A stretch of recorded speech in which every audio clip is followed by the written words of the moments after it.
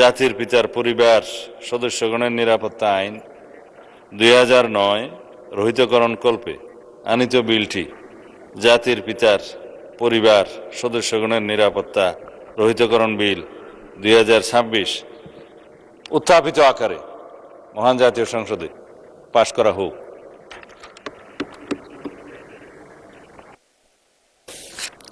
সংসদের সামনে প্রশ্ন হচ্ছে, সংসদে উত্থাপিত আকারে জাতির পিতার পরিবার সদস্যদের নিরাপত্তা রহিতকরণ বিল 2026 পাশ করা হোক।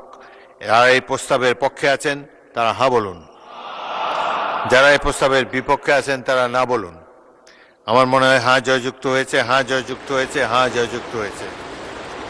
অতএব সংসদে উত্থাপিত আকারে জাতির পিতার পরিবার সদস্যদের নিরাপত্তা রহিতকরণ বিল 2026 সর্বসম্মতিক্রমে পাশ হলো।